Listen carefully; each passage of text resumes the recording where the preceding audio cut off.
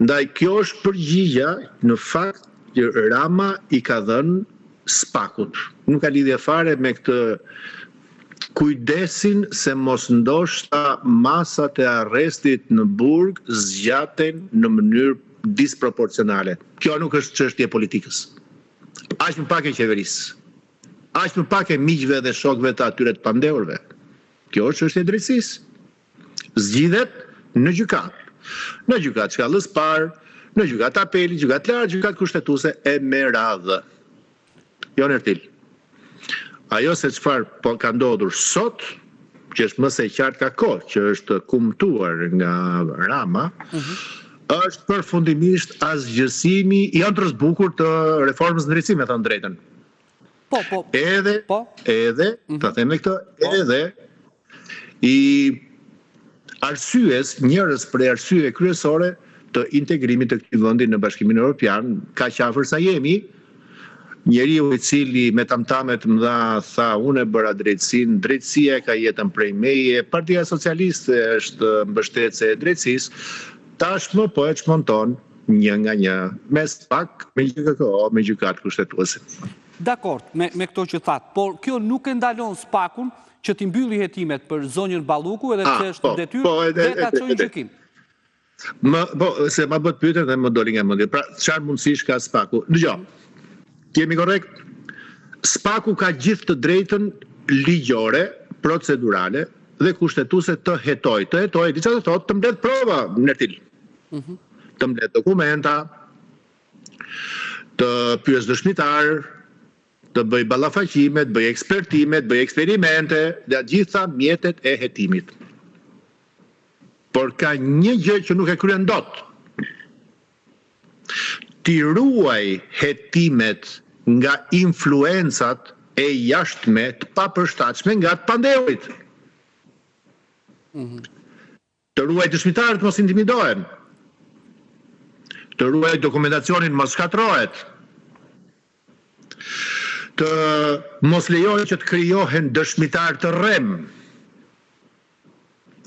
Masat e sigurimit, që nga arrestin burg, arrestin shtëpi, pezullimi nga detyra, detyrimi për të paraqitur, e me radhë, kanë një funksion. Ato janë të domosdoshme për të garantuar integritetin e hetimeve. Se nesër në gjykata nuk do merret as me çështje çfarë tha media, si e torri media çështje, do shoh provat. Por në qoftë se provat dëmtohen gjatë hetimit, dëshmitarët çfarë thonë sot, nesër e mohojnë për shkak të presionit që i bën pushteti së bashku me të pandeurit, procesi hidhet në erë. E bashkë me të, edhe nevoja për drejtësi. Ndaj, nuk është kaq e thjeshtë të thuash që SPAK-u ka të drejtën të hetojë, po, të mbledh prova, po, ta çojë çështjen në gjykim, po. Por është të thuash që i jep mundësi SPAK-ut, po ama ja pret një dorë. Dhe la vetëm një dorë.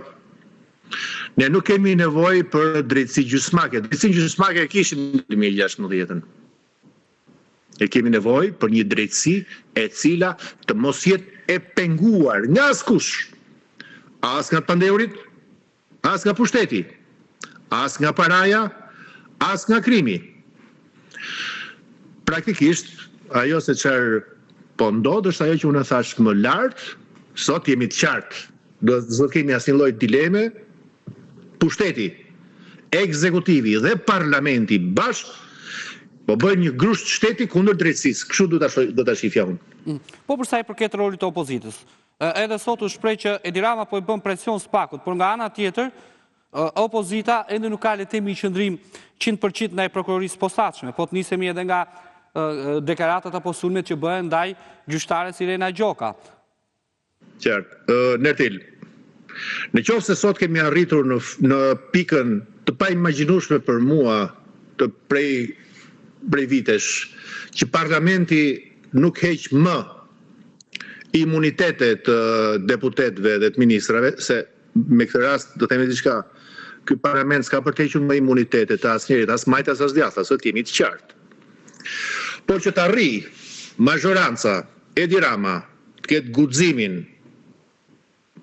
të ketë guximin politik që të mos heq imunitetin duke u bërë pengesë për drejtësinë, një pjesë të kontributit e kanë dhënë këta të opozitës, nëse do ta dish.